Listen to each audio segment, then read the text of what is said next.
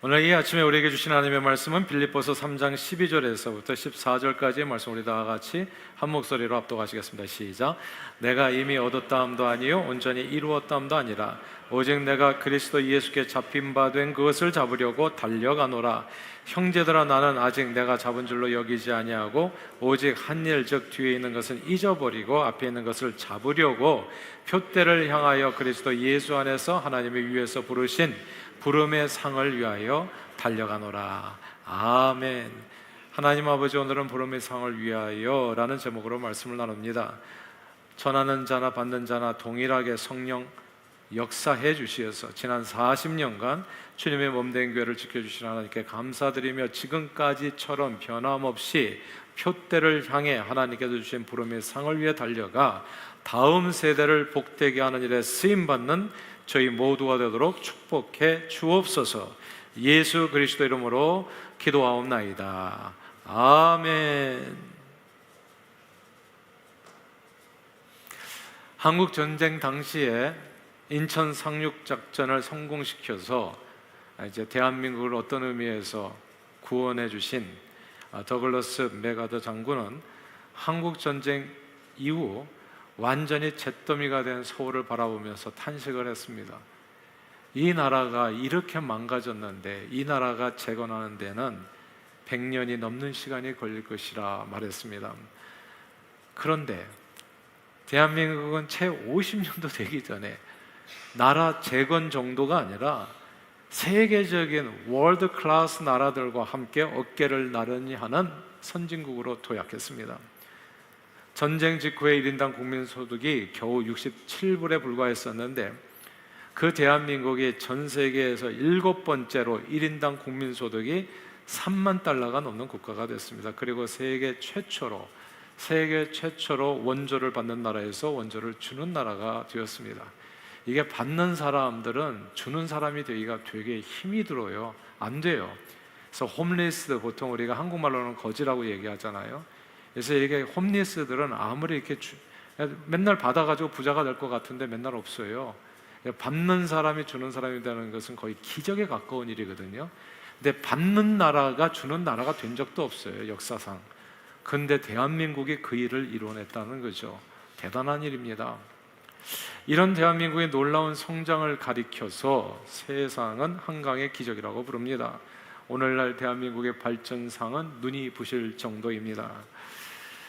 미국에 사는 한국 분들이 아주 오랜만에 한국을 방문하게 되면 너무나 발전한 조국의 모습에 어리버리해집니다.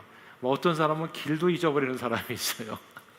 그러니까 너무 발전해가지고 여기가 거긴가 거기가 여긴가, 그리고 뭐 이렇게 예전에는 뭐 돈 내고 토큰 내고 회수권 내고 버스를 타고 다니는데 그런 시스템이 지금은 아니잖아요. 띡띡하는 시스템이다 보니까 처음에 가면 굉장히 어리버리합니다. 깨끗한 거리, 어디에나 있는 청결한 공중 화장실, 편리한 대중교통시설, 쿠팡이라고 아세요? 쿠팡.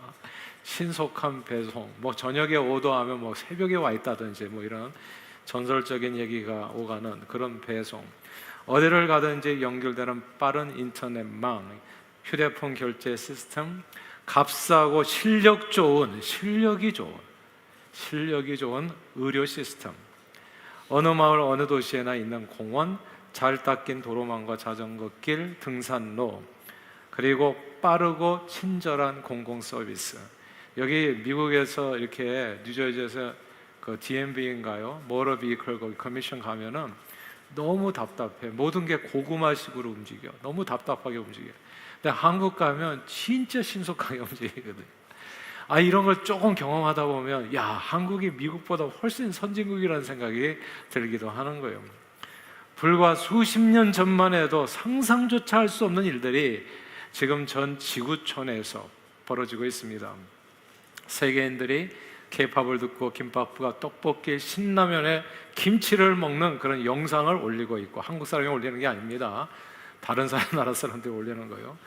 팝콘을 먹는 대신에 K 과자와 바나나 우유를 마시며 K 드라마와 영화를 보면서 한국 문화를 알려고 하고 한국말을 배우고 있습니다. 오늘날 외국인들이 이구동성으로 한국인들만 한국 사람들이 얼마나 잘 사는지를 모른다 말할 정도로 현재 대한민국은 자기도 모르는 사이에 세계가 인정하고 연구하는 나라와 국민이 됐습니다.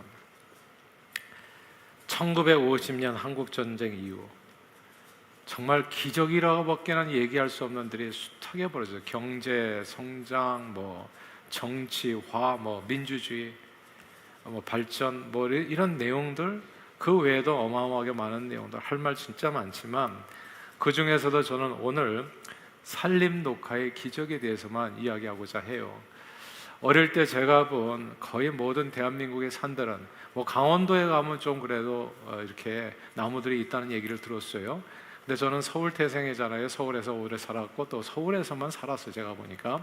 근데 서울에 이렇게 북한산이나 이렇게 좀 이렇게 두 번 산들을 둘러보면 대부분이 다 민둥산이었던 걸로 기억해요. 그래서 너도 나도 모두 땔감으로 이 나무를 썼거든요. 그때는 밥을 해 먹을 때도 쓰고 군불 때울 때도 쓰고. 산에 제대로 있는 나무가, 큰 나무가 거의 없었어요. 한국 사람들이 얼마나 나무를 많이 떼서 썼는지. 우린 그래서 한국 사람들 예전에 이게 아이들이 읽는 동화에도 보면 선녀와 나무꾼 이런 게 있었잖아요. 나무하러 가는 사람들이 그렇게 많았던 거예요. 나무가 있다면 삐뚤빼뚤 소나무 정도 있었고, 그리고 일본 사람들이 심었던 아카시아들이 그렇게 많았어요. 가시 많은 아카시아들. 그래서 제대로 변변한 나무들이 없었습니다, 산에는. 제가 어릴 때 살았던 집 주소가 서울특별시 서대문구 부가연동 산 1에 857이었어요. 근데 이게 산 1에 857이 무슨 뜻이냐 하면 그 집이 산동네에 있다는 뜻이거든요. 거의 산 중턱에 이제 이렇게 지붕만 얹어놓은 것 같은 집들을 지어서 서로 의지하면서 살았는데, 이게 말이 산이지 산의 잡초에는 변변한 나무가 하나 없었습니다. 나무보다도 돌이 더 많아가지고 우리는 그 산을 갖다가 돌산이라고 불렀지요. 산에 나무가 없으면 어떤 일이 벌어집니까? 비가 내릴 때 물을 저장하지를 못해요. 그래서 다 흘려내보내는 바람에 정말 큰 피해가 있을 수 있습니다. 산사태 혹은 이렇게 흙물이 같이 쏟아져 내려오는 거예요. 그래서 산 아래 사는 게 되게 위험할 수 있습니다. 홍수 피해가 발생하고요. 또 숲이 물을 머금지 못하기 때문에 항상 물 부족으로 어려움을 겪게 됩니다. 그렇게 비가 많이 오는데도 물이 부족해요. 왜냐면 물이 다 흘러내려가 버렸기 때문에. 그런데 이제 남한에서 제가 예전에 오래전에 봤었던 그런 민둥산은 눈을 씻고 보려고 해도 볼 수가 없습니다. 어디든 산들이 다 나무들로 빼곡하게 채워진 밀림이 되어 있고, 멋진 등산로가 만들어져 있어서 산을 오르는 즐거움이 적지 않습니다. 그리고 숲은 거대한 저수지처럼 물을 품고 있어서 늘 깨끗한 물을 아래로 흘려내려 보냅니다. 나무와 풀 그리고 물이 있으니까 숲에는 각종 생물들이 함께 서식하게 되어서 생태계가 다양하게 복원되었습니다. 완전한 민둥산이 다시 회복되는 것은 전 세계적으로 유례가 없는 일이라고 그래요. 우리는 우리가 하니까 남도 다 하는 줄 아는데, 세상 다녀보면 남 다 하는 게 아니에요. 못하는 나라가 훨씬 더 많아요. 그렇게 안 되는 나라가. 이 민둥산이 완전히 회복된 게 전 세계적으로 유례가 없는 일, 놀라운 기적이 아닐 수 없습니다. 그러나 이런 놀라운 기적이 어느 날 갑자기 저절로 일어난 것이 아니라는 사실을 우리는 주목해야 됩니다. 지금은 4월 5일이 식목일이 공휴일이 아니라고 하더라고요. 근데 제가 어릴 때 식목일은 법정 공휴일이었었고, 온 국민이 박정희 대통령의 진두지휘 아래 민둥산에 나무를 심으러 갔습니다. 어른 아이 남녀노소 할 것 없이 온 국민이 한마음이 되어서 심혈을 기울여서 산에 나무를 심은 결과 드디어 모든 민둥산들이 울창한 숲으로 변하게 된 것입니다. 사랑하는 여러분, 하나님께서는 세상을 정직하게 지으셨습니다. 하나님이 정직하시잖아요. 그래서 콩 심은 데 콩나게 하셨고, 팥 심은 데 팥나게 하셨고, 콩 심은 데서 팥이 안 나게 하셨고, 팥 심은 데서 콩이 안 나게 하셨습니다. 뭔가를 심으면 그 뭔가가 나오게 하셨고, 아무것도 심지 않으면 온갖 쓸모없는 잡초밖에 자라지 않는 그런 심은 대로 거두는 정직한 세상을 누가? 정직하신 하나님이 만드셨습니다. 그러므로 오늘날 우리가 이 좋은 대한민국을 누리면서 살게 된 것은 오늘을 살아가는 누군가의 수고와 공로가 아니라는 얘기입니다. 오늘 찬양같이 불렀던 것처럼 오직 하나님의 은혜인데, 하나님의 은혜가 역사할 수 있도록 누군가 씨를 뿌린 사람이 있었다는 겁니다. 아브라함이 있었으니까 이삭이 있는 것이죠. 아브라함과 이삭이 있으니까 야곱이 있는 거고, 그리고 그 후에 12 자녀들이 있는 거고 12 지파가 나오는 거고, 누군가 씨를 뿌린 사람이 있었던 겁니다. 오래전에 눈물로 씨를 뿌린 사람들로 인해서 오늘날 우리가 이 좋은 대한민국을 누리는 것입니다. 열매라는 겁니다. 오늘날 기독교는 세계에서 가장 신도수가 많은 가장 큰 종교이죠. 약 25억 명이 기독교인입니다. 80억 인구에서 25억이면 꽤 많잖아요. 다음으로는 이슬람, 힌두, 그리고 불교 순입니다. 유대교는 1,500만 명의 신도수로 10번째에 해당합니다. 그러나 신약 성경 시대에 우리가 오늘 봤던 이 빌립보, 이 성경 시대에 기독교는 사실 종교라고도 말할 수 없는 그런 미미한 수준이었습니다. 예수 믿는 사람들은 사도행전 1장에 마가의 다락방에서 모여서 기도한 120명밖에 없었어요. 그럼 120명이 무슨 종교라고도 말하기도 어렵죠. 그냥 한 소그룹에서 뭔가 그냥 자기들끼리 이렇게 조금 다락방에 모여가지고 이 정도시 무슨 종교라고 얘기해. 전 세계적인 아무 상관없는 내용이었어요. 근데 그 120명에게 성령이 임해서 저들이 모두 이제 예수 그리스도의 증인이 돼서 예루살렘과 온 유대와 사마리아 땅끝까지 이르러서 복음을 전하게 되니까 이것저것에 교회가 세워지게 되고 교인 수가 늘게 됩니다. 비록 교인 수가 늘었다고는 하지만 예수를 메시아로 믿지 않은 유대인들은 기독교를 이단으로 정죄해서 기독교인들을 핍박하지요.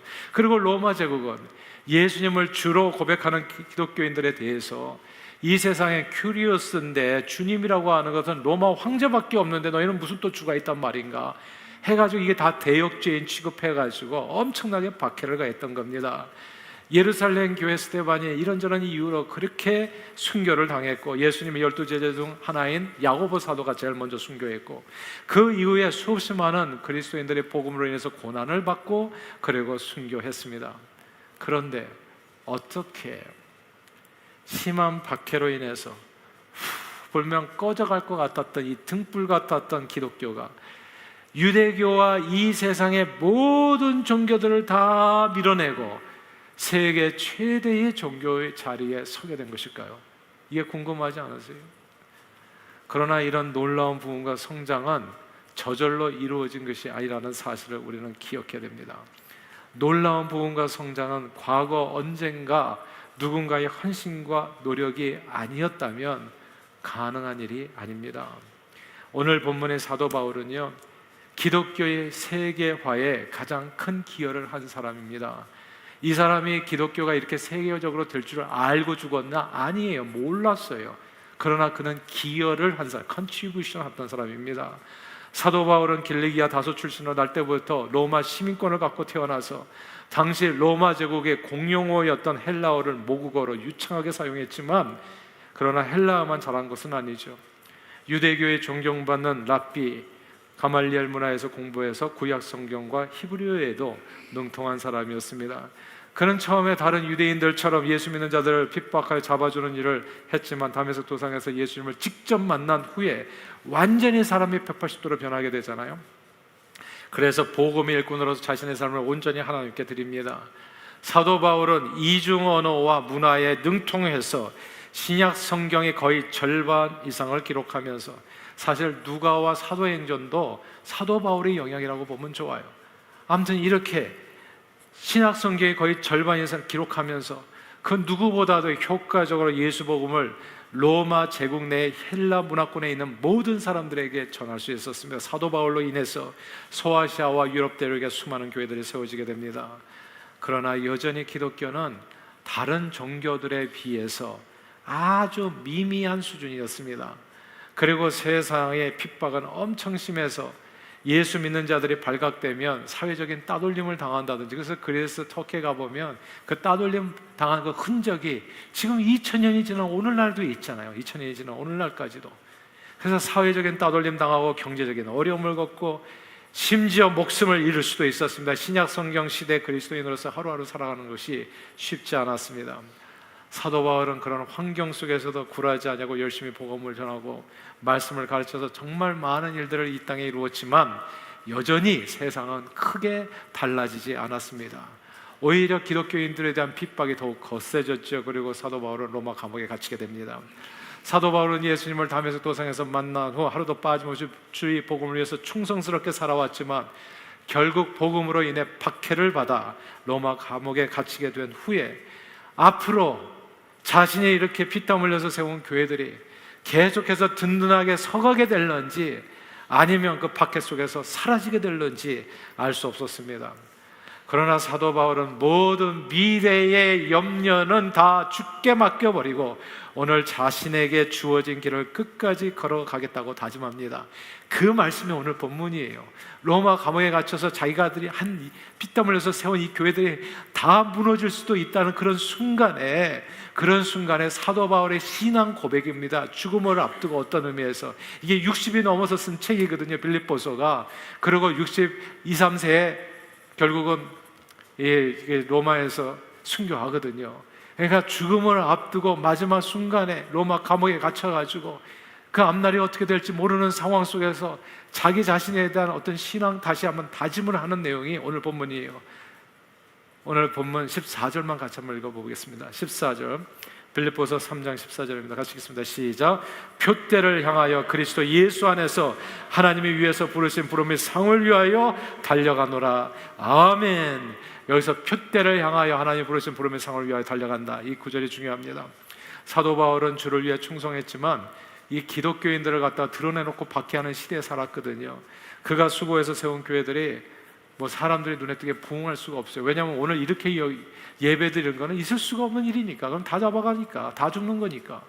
그러니까 카타콤이라고 동굴에서 숨어가지고 막 예배를 드린다든지 아니면 335로 적은 숫자가 모여가지고 가정에서 예배를 드린다든지 요 정도였던 거거든요. 이제 그 교회가 이렇게 부흥할 걸 사도 바울이 알았겠냐고 모르고 죽었지요. 모르고. 이런 걸 한 번도 본 적이 없죠.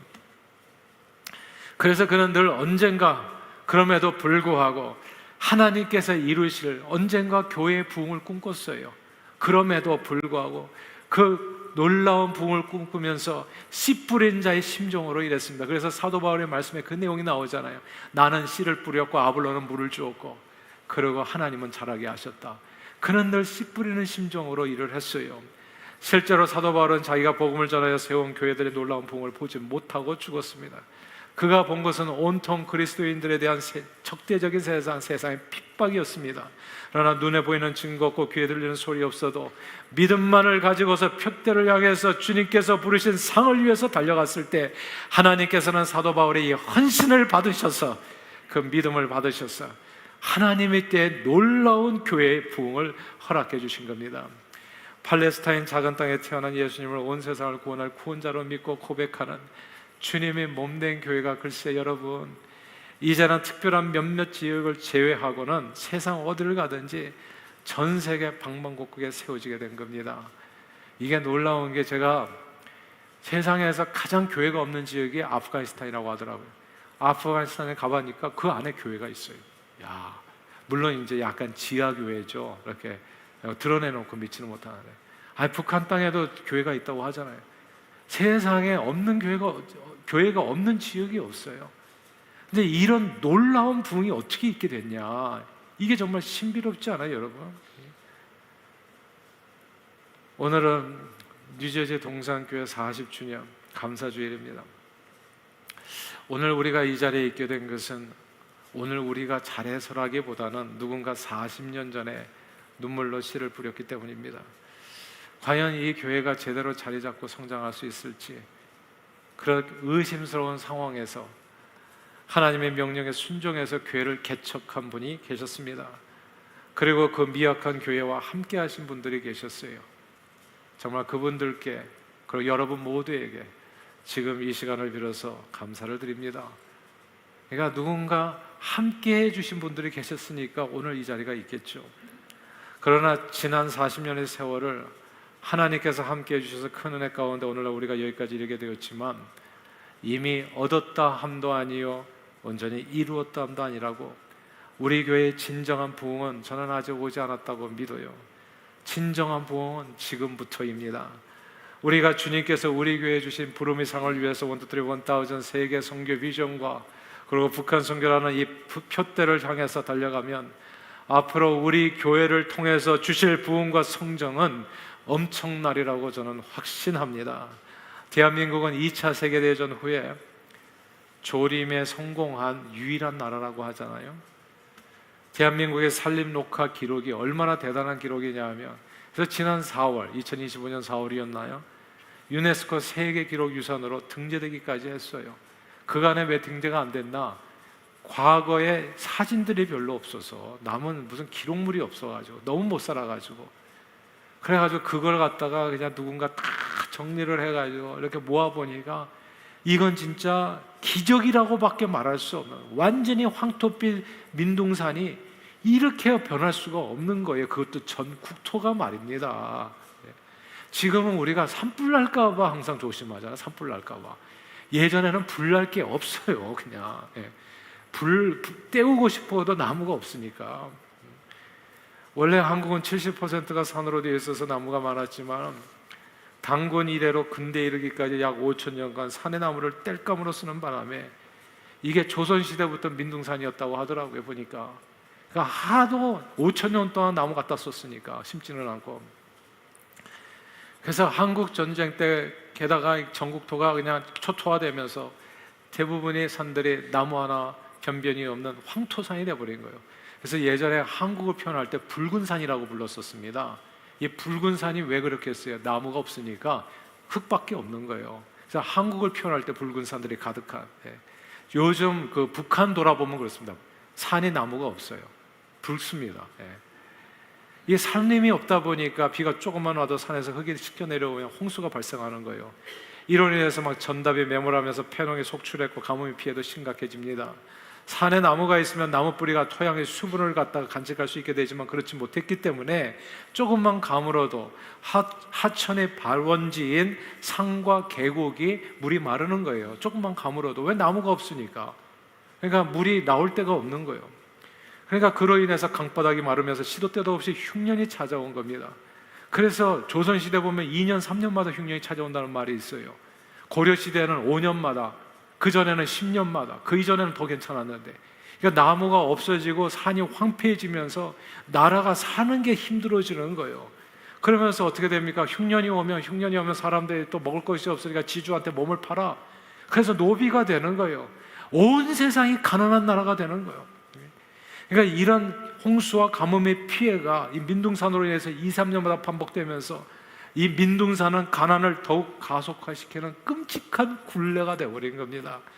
그런데 그 굴레가 식목일 제정과 함께 온 국민이 남한의 모든 산들에 나무를 심으면서 벗겨지기 시작하는, 벗겨지기예요. 산림 녹화가 이루어지면서, 그러면서 모두가 잘 살게 된 겁니다. 그래서 사람들이 생각할 때 경제 성장이 먼저 있어가지고 산림 녹화가 이루어졌나, 산림 녹화가 이루어지면서 경제 성장이 되어졌는지 이게 좀 궁금하잖아요. 근데 이게 다인 거예요, 다. 이게 세상에 이렇게 우거지게 되면서 우리가 또 이게 말하자면 달러도 많이 벌게 되고 이 모든 게 다 울창해진 거예요. 그 민주주의까지 꽃을 피우게 된 겁니다. 근데 이 모든 일이 우연이 아닙니다. 오늘 세상을 놀라게 하는 대한민국의 산림 녹화 기록은 나무 하나 없는 민둥산이 어떤 재난을 가져다 주는지를 알게 된 사람들이에요. 민둥산이 가난을 더욱 가속화시키는 끔찍한 굴레가 된다는 것을 이해한 사람들이 미래 세대를 위해서 식목일날 나무 심기로 작정하고 그걸 전 국민이 실천한 결과로 오늘 우리가 누리게 된 거예요. 이 좋은 세상을. 그리고 오늘날 온 세상에 복음이 증거되어서 수많은 교회들이 방방곡곡에 세워지고 수많은 사람들이 예수 믿고 구원의 확신 속에 살게 된 것도 역시 우연이 아닙니다. 제가 선교지에 가보니까 선교사님들이 예수 안 믿는 데 가서 하는 게 아니에요. 이미 현지인 교회들이 다 있어요. 캄보디아, 라오스 없는 데가 없어요. 그러니까 거기 현지에 있는 그 신자들을 돕는 역할을 하는 거지, 이제는 그냥 아무도 모르는데 사도 바울처럼 가가지고 돌맞을 까고 하고 이런 내용이 지금은 아니에요. 온 세상에 이렇게 교회들이 많아진 게 왜 이렇게 많아지게 되나? 이게 우연이 아니라는 겁니다. 오늘 세상을 놀라게 하는 예수신앙 부흥은 예수 없는 인생에 어떤 재앙을 가져다 주는 사람들이, 재앙을 가져다 주는 줄 알게 된 사람들이, 불신앙이 재앙을 더욱 가속화시키는 끔찍한 굴레가 된다는 것을 이해한 사람들이 미래 세대를 위해서 목숨을 바쳐서 예수를 믿고 표대를 향해서 달려가 복음을 전한 그 결과로 오늘 저와 여러분들이 이 자리에 있다는 것입니다. 사랑하는 여러분, 오늘 우리가 누리는 이 축복이나 모든 재앙은 과거에 누군가 뿌려놓은 씨앗의 열매입니다. 하나님은 세상을 정말 정직하게 지으셨어요. 선한 씨앗을 뿌리고 수고했다면 선한 열매를 거두는 것이요, 악한 행위의 씨앗을 뿌렸다면 오늘 악하고 비참한 환경 가운데 살게 되는 겁니다. 우리 후손의 미래는 그렇다면 오늘 우리가 미래 세대를 위해서 무엇을 이 땅에 심을 것인가에 달려 있습니다. 우리 뉴저지 동산교회 현재는 지난 40년 동안 수고한 분들이 만들어 놓은 미래예요. 오늘 이거는 우리가 한 게 아니라 지난 40년에 누군가 열심히 수고하고 기도한 그 결과입니다. 저는 항상 생각해요. 오늘 제가 이 자리에 서게 된 것은 내가 잘해서가 아니다.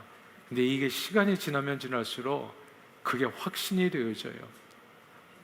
저희 부모님, 특별히 우리 어머님, 그리고 우리 외조모님 그렇게 기도 많이 하셨어요. 그냥 새벽을 깨우고 철야기도 하고 그 결과로 오늘날 내가 되었다. 저는 이건 100%예요. 그 이상이라고 얘기할 수 있어요. 그러니까 제가 나이 나된 것은 진짜 하나님의 은혜예요. 하나님의 근데 은혜가 임하려면 기도 없이 임합니까? 기도 없이 하나님의 은혜가 저절로 임하냐고요. 물론 하늘에서 비는 떨어지죠. 햇빛도 오고. 그러나 내가 뭔가 믿음으로 뭔가를 준비하지 않으면 그 물 한 방울도 안 담겨요. 우리에게 나무를 심지 않으면 하늘에서 비가 떨어져도 진짜 한 방울도 안 담긴다고요. 숲에 안 담긴다고요. 다 흘러내려가는 거예요. 그러니까 누군가가 있었던 거예요. 누군가가 숲을 마련하고 그 숲에 하나님의 단비가, 은혜의 단비가 떨어지기를 기대했던 사람들이 있었던 거예요. 제가 오늘날의 새벽 기도를 그렇게 강조하고 하루도 기도 없이 깨지 말고 기도 없이 잠들지 말라 얘기하는 까닭은 제가 받은 은혜가 그렇게 쏟아졌기 때문에 그래요. 그러면 앞으로의 미래는 누가 어떻게 돼? 내 자식들은 어떻게 살겠어요? 나의 기도로 살 거예요, 그 아이들은. 근데 내가 지금 잠들고 이렇게 편안하게 살아간다면 그 아이들에게 미래는 뭐겠습니까? 아무것도 심지 않으면 아무것도 없는 거예요. 그냥 미래는. 그래서 일대로 끝나는 가정들이 참으로 많더라고요. 제가 왜 1, 2, 3대를 얘기하겠습니까? 이대로만 살다가 끝나버리면 얼마나 아쉽냐고요. 우리가 미국에 이렇게 왔을 때는 뭔가 후대, 뭔가 하나님께서 주시는 은혜로 우리도 이 땅에서 뭔가 주도적인 역할을 하면서 세상에 빛으로서 쓰임받기 위해서 왔는데, 이 땅에서 우리가 하나님 앞에서 아무것도 심는 것이 없으면 뭐가 나겠냔 말이에요. 그럼 진짜 요행으로 사는 것밖에 안 되잖아요. 오늘 동산교회 미래는, 오늘 동산교회 현재는 지난 40년간 누군가 수고한 그 미래가 오늘 이루어진 겁니다. 그리고 앞으로 우리 교회의 40년은 오늘 저와 여러분들이 어떤 믿음의 씨앗을 이 땅에 뿌려 준비하는 것에 따라서 달려질 거예요. 그리고 저와 여러분들의 오늘의 모습은 우리 부모님 때 기도해가지고 오늘 이루어진 그 모습, 그럼 우리 후손의 모습은 내가 오늘날 무엇을 할 것인가에 달려 있다고요. 이게 중요한 겁니다. 오늘 주시는 하나님의 메시지예요. 저는 우리가 사도 바울을 본받기를 원해요. 자기 때 큰 부흥은 경험하지 못했지만 이는 씨 뿌리는 자로서 살았어요.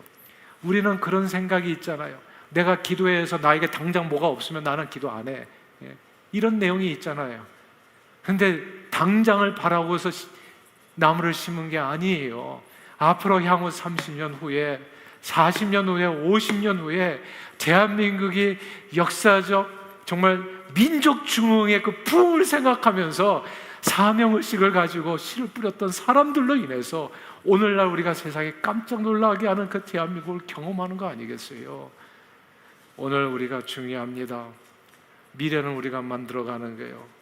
우리 모두 그래서 원저들의 1000 세계 선교 비전 1, 2, 3대가 예수 신앙 안에서 하나 되는 것, 신앙의 유산을 잘 우리 자녀들에게 이어지는 것, 그거.